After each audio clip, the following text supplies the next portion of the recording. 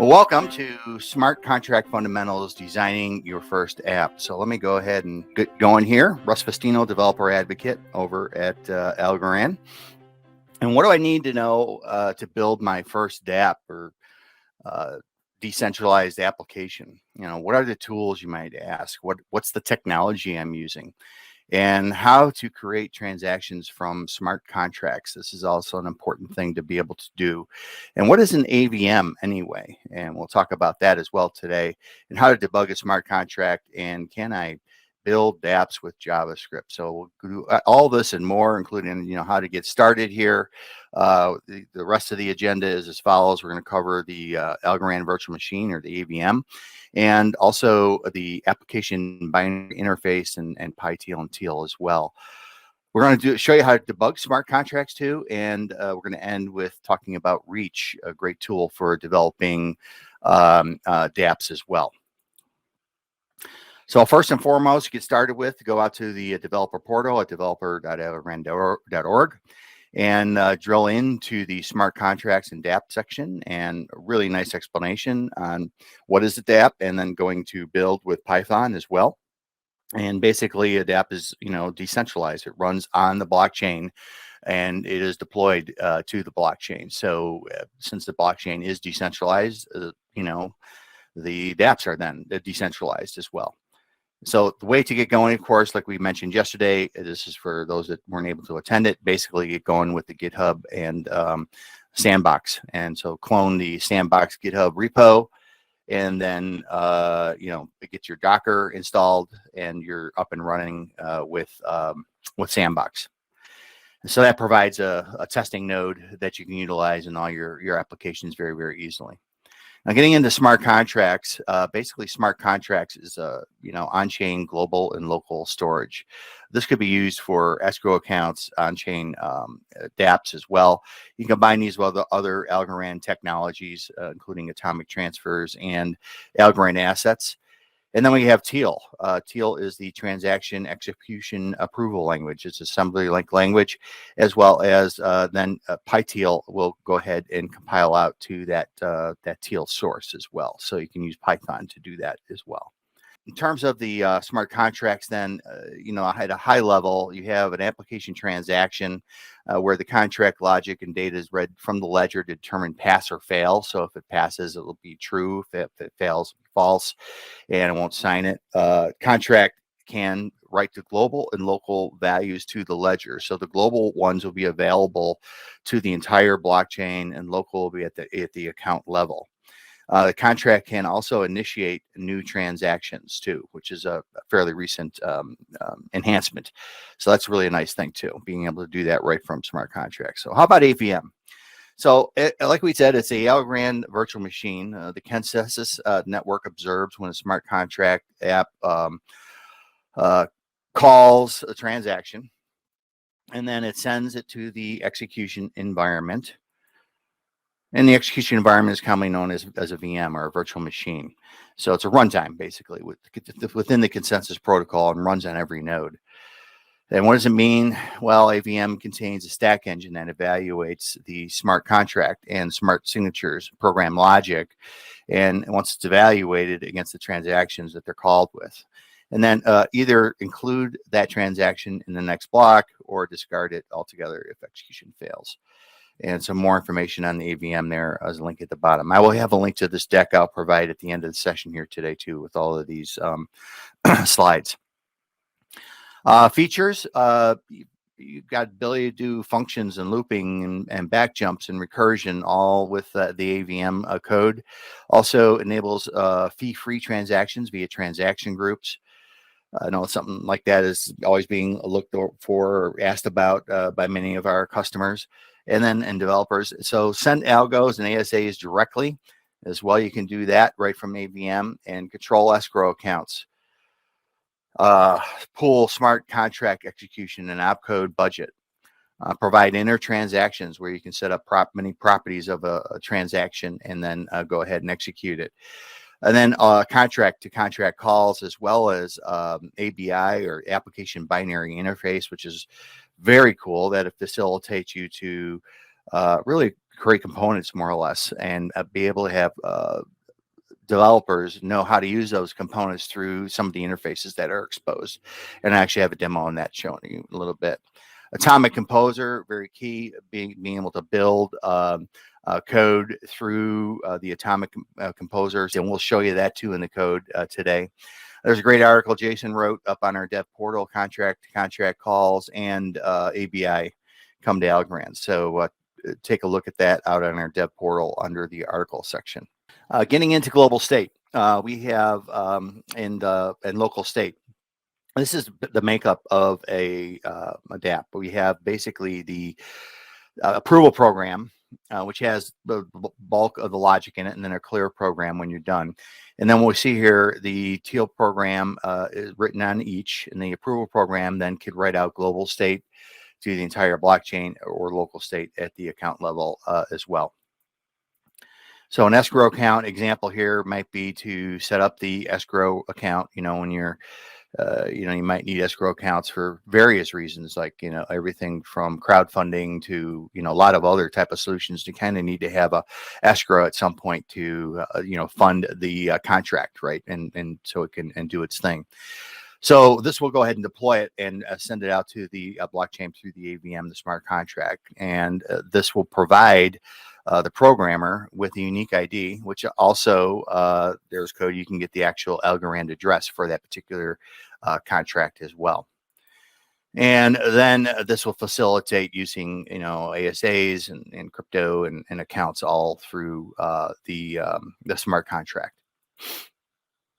And then in terms of getting it out of the smart contract, you can see here we have transactions, inner transactions that could involve payments, creating or transferring ASAs if you're working with ASAs, freeze or clawback ASAs, or opting into another ASA as well as part of that. And then we get to PyTeal. The Python library basically is Python that you can utilize here, which you see on the left, and then you compile it and it'll come out as source code in Teal, which you can see an example of right there. Great documentation up on the GitHub site for PyTeal, as well as how to get started up there. And then also we have this particular build here on this slide where you start out with the Python, basically, and this goes right across in how you create a new application. You compile the Teal here with the application mode.application. And once you do that, that's going to generate the Teal source. All right. Now, and then use that through a compile verb. And then over here on the right is where you create an application. And then you can go ahead and utilize that Teal with the approval program that you just created over here in this in the third section there. So that's kind of using the application create method. Now, the one on the right here, this is not specific to any language. You can go ahead and do this in all the SDKs as well. All right. Now, great resource for you on PyTeal. And this is fairly new out on our YouTube site. So it'd be, youtube.com/Algorand. But really well done. You'll enjoy that. Really gives you a nice step-by-step and get a great understanding of it. Let's just do a quick demo on this right here. I'll show you PyTeal. And here we have some code that's all written, in PyTeal. I'm just going to run this and execute it and explain it as we go through it. So the very first thing you can see here is we are going to do an import from the PyTeal library. Then we'll come down over here. We've got some template variables we're going to instantiate right here. And then you can see they're either integer or bytes. And then finally, we get down to the actual core functions here, as well as a transfer function. And then we get into the periodic pay close down here. And each one of these has, information on the actual receiver, for example, the sender, and so forth that are in there. And then we get down to the last step here that's going to create the Teal for the whole thing. And we're going to and the pay core. And then we're going to go ahead and take either one of these over here. And then you can see here when we finish this up, I'm going to print the Teal right down below here. And let's go ahead and do that. And you can see it list out down below all the teal, right, that would be used in the application. So that's what it's generating, doing this command right here, this compile teal command that you see right there. So that's how you get going with teal. And let's get into ABI. So with the ABI, you have a smart contract. Maybe you're doing some development work and you want to deploy this out to the blockchain. And then what you do is you write out an ABI JSON artifact, and the artifact is very key in terms of defining what that smart contract is doing, and also making sure other apps know how to use it. Without that JSON, the apps have no way to know how to call your contract or understand return values without reading the code and going through the source. So that makes it easier to implement and utilize. And I could see at some point down the road, a library full of these type of functions right through ABI contracts, and being able to get at those, those is like utility functions coming out on our blockchain. And then you get to this part here where then you're actually consuming it, and you can see, okay, this is an application I'm going to write. Could be a dApp, could be a wallet app. And then you're going to read in that JSON artifact to get the lay of the land, and allow that facilitates allowing you to invoke the proper method that you want to utilize. And once that's done, then you get the process return value back to the application, and you're good to go. Yeah, so let's talk about this in terms of three things. You got the method, interface, and then we're going to look at the contract. So the method here is where you define each one of the fields you can see right here and what it returns. And you can see examples down here where you got name, add, you're going to have a description, add two integers, and so forth, and then returns a type uint64. So they should start with a letter followed by any number of characters, either letters or numbers or underscores. Camel case is preferred, and optional data can be used by wallets and dApps for display and understanding purposes. So then we get down to the interface itself, right? So the interface then can contain, methods that might be associated with that particular interface. And then you have logical collection methods in there. Each method must generate a unique method selector. And then a smart contract implements an interface if it supports all interface methods. Finally, we get to the contract for overview here, and the contract then would basically have the app ID associated with that particular contract, and then all the methods would be listed as part of that as well. So it's similar to an interface, but it represents a concrete deployed contract. So this is the guy that you're going to be using when you're actually going to, consume this from an application. And each method must generate, unique methods selector and a complete set of methods contract implements. So it maybe said that it implements the interface with possible additional methods, and then the contract can contain special, underscore opt-in and closeout methods as well. If not used, and local state is using the call, developer may set for method on complete, and with the application complete opt-in, for example, and closeout. So we got some references here on our developer site, that contract calls method, the link I showed you before. Also some AVM demos here as well. And this was a YouTube video Jason did in detail, in depth about ABI. So that's up there. We did that at the Decipher conference not too long ago. And then, so here, let's take a look at a demo now on using ABI. On this one here, let's just run this, and then I could talk to the code as we go through the breakpoints. So the first one we're going to see here is we're going to read in a contract file. So if you take a look at this contract file, it's over here in this project. And this is the JSON, right, that we talked about on the slide. So here you've got the name, you've got your networks, you got your app ID is going to be 1. And then you have all the methods that we're going to be going through. They're all listed in here: multiply, divide, add, so forth. And then, so we're going to read that in, and then create the contract from that JSON. And then we'll go ahead and bring that app ID in that we have in the application. Now we get down to the part we're going to go ahead and create an account. We're going to actually get the secret key from the account.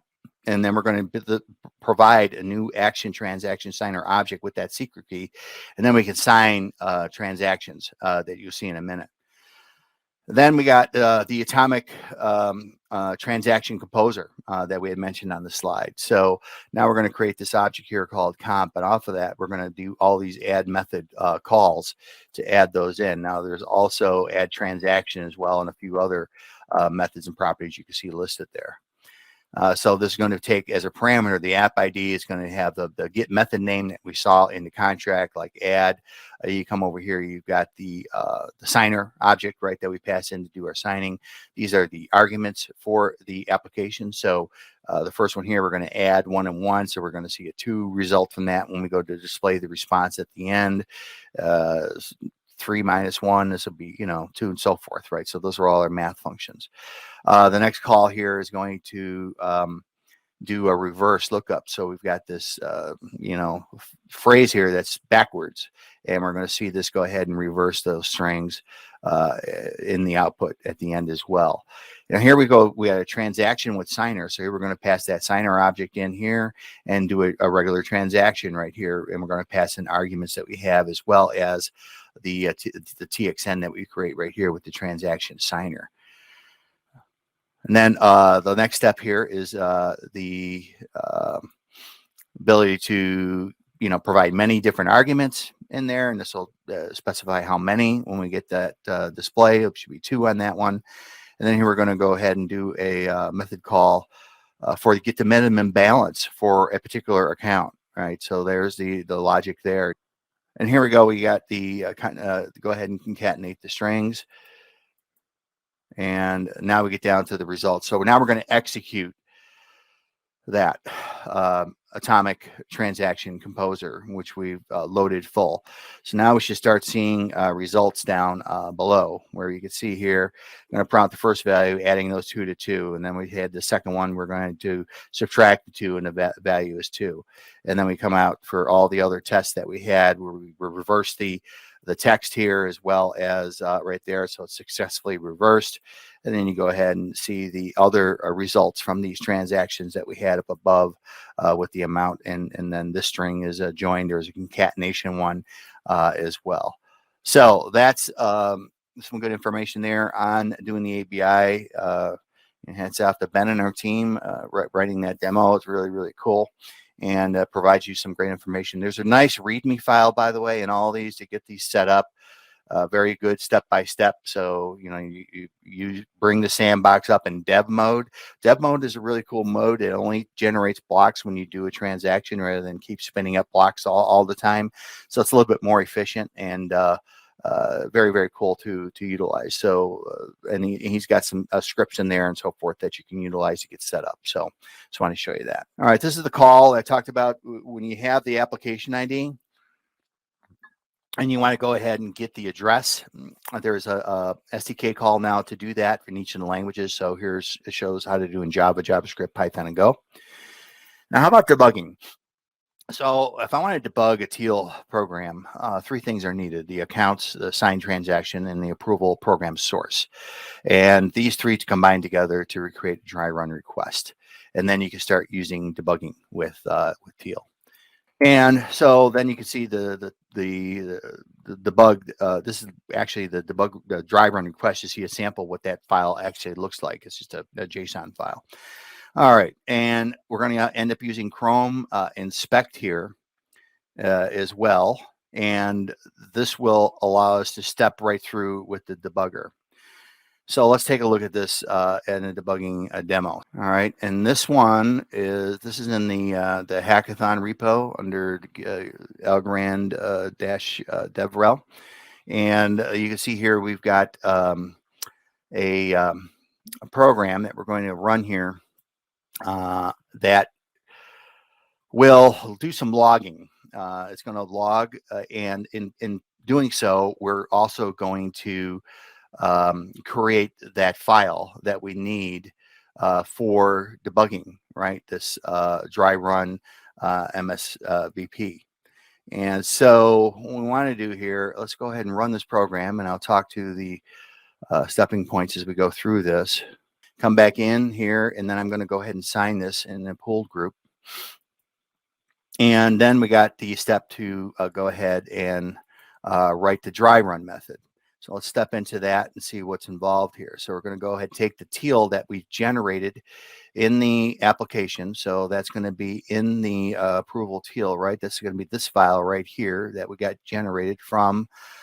This is the PyTeal that's in here, and then you go ahead and run that, and that'll go ahead and create this teal. Then I'm getting back over here. What we're going to do is go ahead then and take the sources, right, that we're passing into this method. We're passing in the signed transaction, the name, the app ID, the addresses, and we're putting those all into the dry run source right there.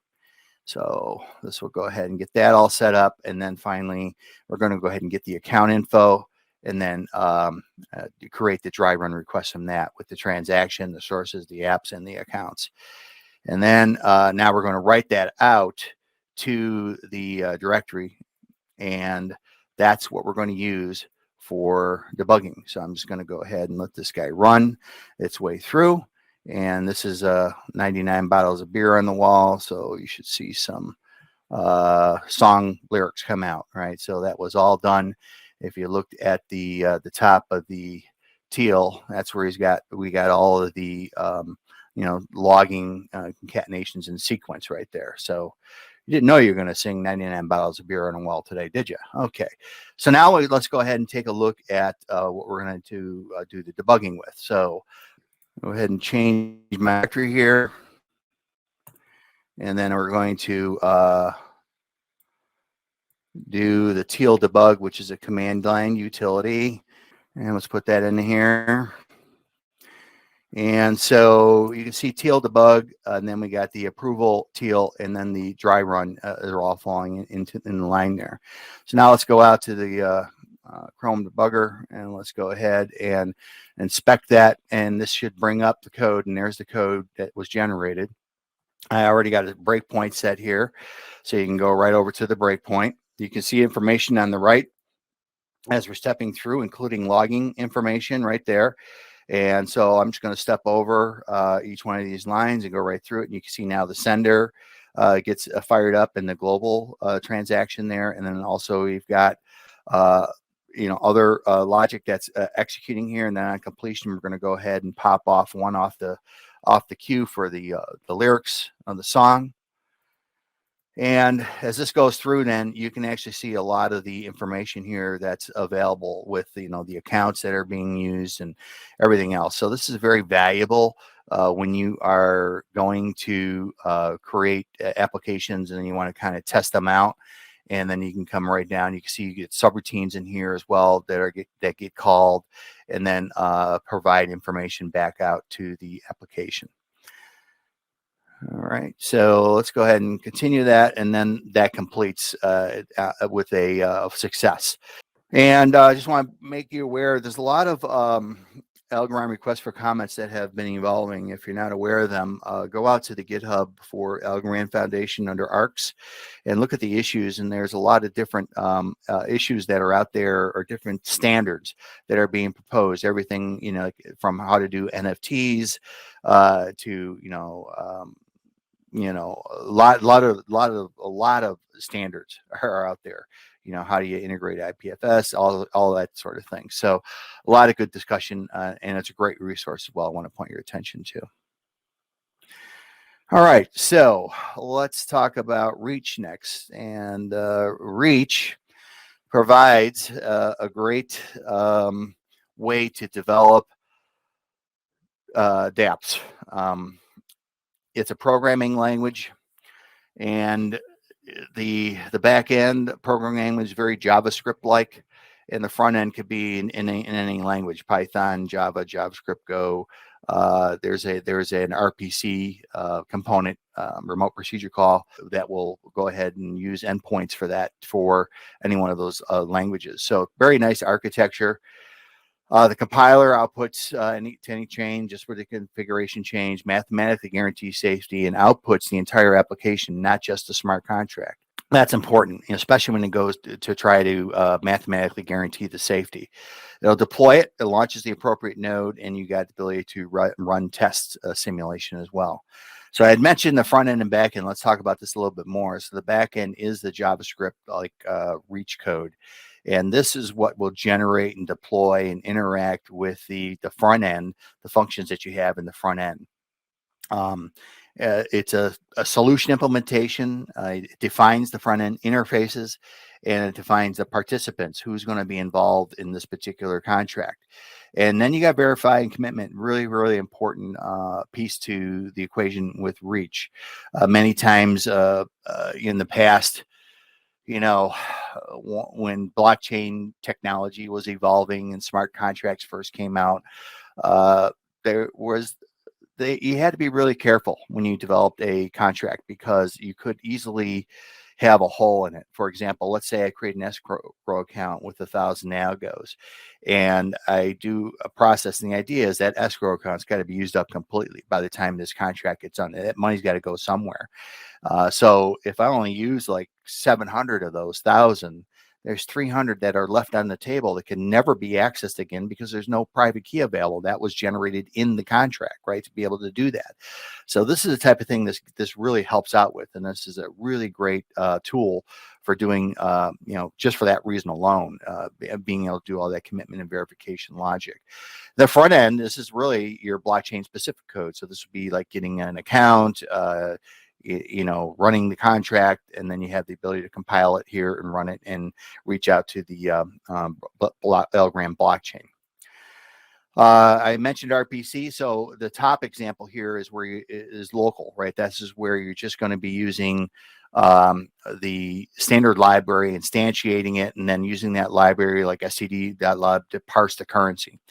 With RPC, then, these are all the examples, language-specific ones. You see JavaScript here in terms of RPC. Now, you can do JavaScript locally or through RPC. If you're doing it through RPC, then you can see here you've got an endpoint that you're going to call std_live/parse currency and then feed in the parameters. So very similar, very easy to go from one to the other.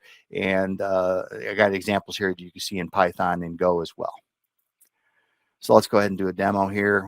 So this is an application I wrote, and when you create an application, the very first thing you want to do is just type in reach init. All right, this is what you get for free just by doing the init. You can see it right here. And so on the front end, you just have the accounts being instantiated. On the back end, you see who the participants are right here.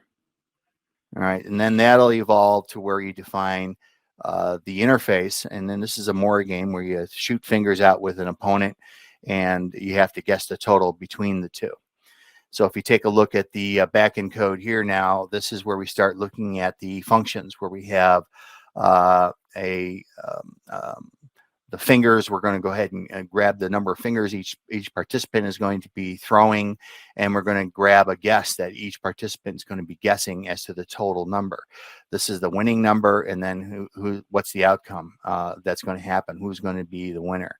And that's just the interface, right? The actual logic for those is up here, right? So now you can see here I've got basically a random generator for generating the number of fingers that are thrown. And then based on the guess, we're going to take the number of fingers that you threw and add to that another random number to come up with the number of fingers, right, that we have. So, and there's the C winning are just prints, console prints that you see there. So pretty straightforward. And then on the back end again, so let's talk about participants. So now you can see you've got Alice and Bob here are going to be the participants. They're going to be two players. Then you have these flow statements here where A only, or for Alice only, we're going to go ahead and get her fingers, and then we're going to go ahead and publish those and commit those. And then Bob only is going to go ahead and get the fingers, right? And then we're going to go ahead and publish those and commit those. So every commit is like an atomic transaction. It's going to take everything you've done up until that point since the last commit, and then write those to the blockchain if everything is successful. And then we come down over here, and this is where we're going to go ahead and then do the winning number and publish that out. And here's the logic for the game, where you're comparing what the guess was and what the totals were and the outcome that's involved.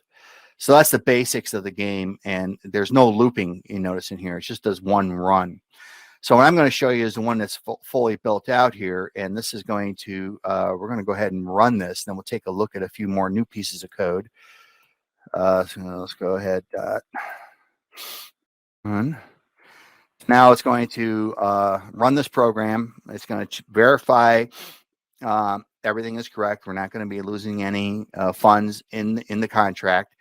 And then now you can see right there, Bob sets a wager of 5. So you got wagering going on here. It's looping through until there's a winner now. And it looks like Bob wins. Okay. So in this second run, Alice shoots 1 finger, guessed a total of 6. Bob shoots 4. He guessed a total of 5. 1 plus 4 is 5. So that is the amount actually thrown. So Bob wins and he wins the wager. So let's take a look at a few of these features that we added in here for this particular enhancement, right from where we were getting the basic functionality of the game to run. Well, one thing is we wanted to be able to have Alice guess first, but we don't want to have an unfair advantage of Bob knowing what was guessed. So what we're going to do is we're going to use this make commitment, and that's going to provide a salted value for Alice. And now it's a fair game, and it's not available for plain viewing from Bob. So that was one enhancement we made. We also added in timeouts. Timeout parameters are very important when you're developing solutions. It's not like a web-based solution where you bring up a website and you're partway through it and then you come back the next day and you continue on doing it. Here, you really got to keep track of the time. There's different ways you can do it through relative time, absolute time. How long do you want to wait for example, for Bob to accept a wager? Or how long do you want to wait for Bob to reply with a move in the game? And these are things that will close out the contract based on those timeouts. So that's another thing to think about when you're doing that. And then the unknowable there is our Alice's guesses, that she has. So once Bob throws his fingers, then you can reconstitute Alice's guesses over here and then, publish them now to the blockchain that she's committed, and then go ahead and commit those and run those out, and you see the winning number. Now, the wager part down here is where you're going to take the wagers from both of them, right? Two of them, and we're gonna that's going to be the winner. That's where the money's going to go to. Now, I'm going to do one thing here. I'm going to change this to 1, and then we're going to see what happens here. So, in theory, we don't have enough. We have too many funds in the account at the time it ends because we collected double, but we're only giving out 1. So let's see what happens. And when this comes up, then you'll see that we've got an issue here. We've got a problem with this particular application. And there it is. So it's got, it says right here, the Alice Interact wager is 1. And this would be false, right? That the balance is going to be equal to 0. So that is the mathematical proof that gets tested that these accounts are going to be 0 at the end of it. So this doesn't fly, which is really great because now we're not leaving that money in the application. So switching gears now, going over to the front end on this right here. We can see a few things. Number one, this is where we're going to instantiate the library and at the back end here for the standard lib. So once we have that standard lib, then we're going to be able to parse currencies. So we're going to start with 10. We can do functions like create a new test account. So this would be like in a dev environment with that starting balance that you're going to provide as a parameter. This facilitates formatting the currency based on the blockchain it's utilizing. Again, this is a cross-blockchain type solution. And you also have a balance of going to be, of who's ever coming into this loop here to get the balance. And then you also got before balances for Bob and Alice. Then this is going to deploy the contract to the back end for Alice. She's going to deploy the contract, and then Bob is going to attach to it with this one right here. So it's going to go to get the info from our contract and then go ahead and attach to it. And then we lay the groundwork for our labels. Now, there is another thing, too, you want to do on the back end, and that is you want to put all these asserts in. And so you can see I've got a bunch here at the top. So I say, okay, if one of the asserts is if the players both shoot the same numbers, then it's a draw. right there, or if neither one wins, it's a draw. So that's an assert, and another assert goes through the loop of determining a winner with all the possible combination and permutations of fingers thrown for each player and guesses thrown for each player. There should always be a winner at the end of this. And so that's another assert that we're doing here to facilitate the logic that you see right down here. So right there is that test, that assert, and then other ones that are there too. So that gives you an idea of if you're testing this, anything that can go wrong, you put an assert statement in, then you got something that's rock solid on doing that. You don't need to have asserts, by the way, to have basic math functions done on the solution, but it really helps in terms of assessing your logic flow more than anything, that you are doing the right thing. So on the front end, then basically we've got our guesses nailed out. We showed you that before. We have the back ends. This is the functions where we're doing the wager now, and go ahead, and then Bob accepts the wager, and then the totals. We added a couple other print totals when we get done. So that's kind of the lay of the land with that. We also have a new, let me bring this up here, go over to the docs, and then we can see over here under get started right there, and then build with reach. So that you can see right there, that'll get you going with the start of the getting set up. How do you get going? You curl down the reach command in there, and then you also have some sample code here. This actually demonstrates a auction app that where you're going to be bidding on an item in an auction. So a lot of good samples there to walk through, and the completed code is also available with a link here at the bottom. So we go through the front end and back end descriptions too. And let me just go through a few more things here in the ecosystem, and we'll wrap up here with a summary here today. So been researching a few of these NFT marketplaces that are available. I'm going to be out at South by Southwest next week, and helping out at the NFT booth that we're going to be sponsoring over there. And so this is all related to creating NFTs, and many different resources here. We are I listed them all here just for your reference, and there's many more as well that are out there. Also, this is brand new. We host your own Gitcoin grants. There are Gitcoins available for functions that or tasks that are needed by Algorand and Algorand Foundation. And this here is if you've created like a solution and you need maybe developer help on a certain task, you'd be able to now apply, create a grant, and with matching funds, and match a grant coming through the foundation. So this is pretty cool stuff. So the links are all in here. This is an example of the existing bounties that are up there. So you can see there's quite a few solutions out there being available. So go out to Gitcoin and .co, and you'll be able to do a search on Algorand and come up with all the Algorand Gitcoins.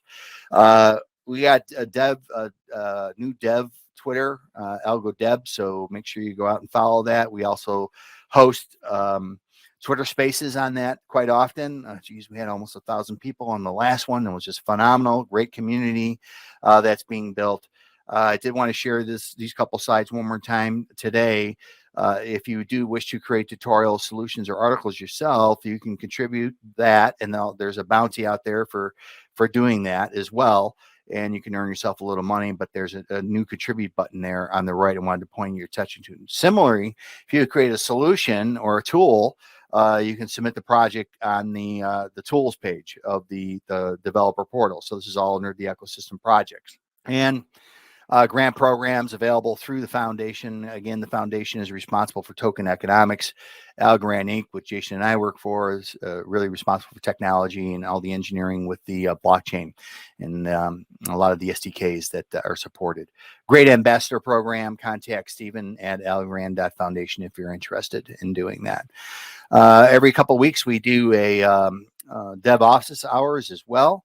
So sign up for that at algorand.com/developers. I think we got one scheduled in a couple weeks.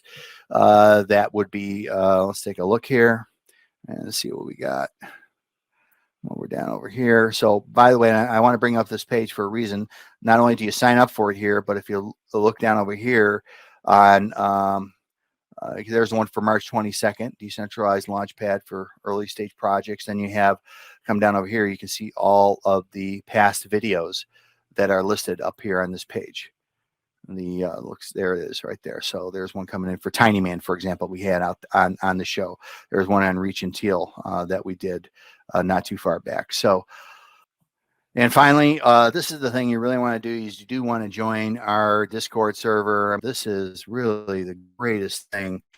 Being able to get support from your peers and ask questions. A great tool for those that are just learning and ramping up. We got specific channels in there for PyTeal and smart contracts.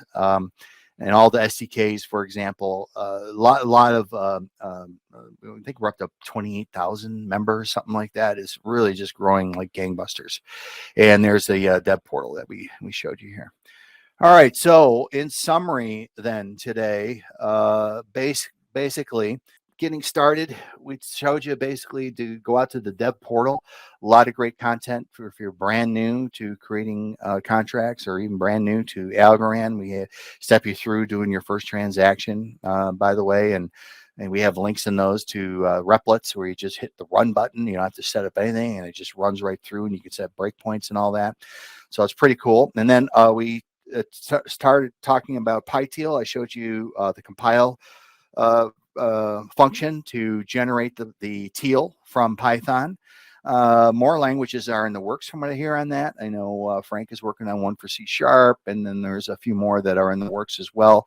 So we should see more of those type of solutions being available.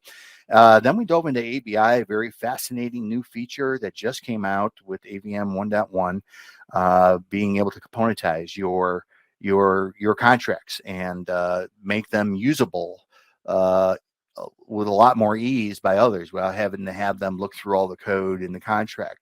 So all the interfaces are established, and we looked at defining the methods, defining the interface, and then the contract were the three different categories there, that the steps that you would take in building those. Also, you got debugging smart contracts. We took a look at the Teal debug utility to be able to step through the Teal logic once you get down there.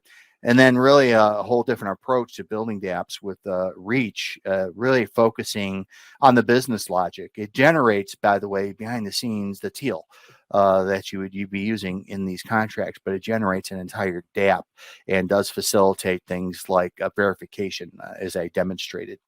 Once again, the PowerPoint link is there. I posted that in the list, and you'll see a bunch of resources there follow as well. And I want to thank everybody for attending, and look forward to helping you out and doing some code. Feel free to hit us up on Discord. Thank you very much, everybody. Bye-bye.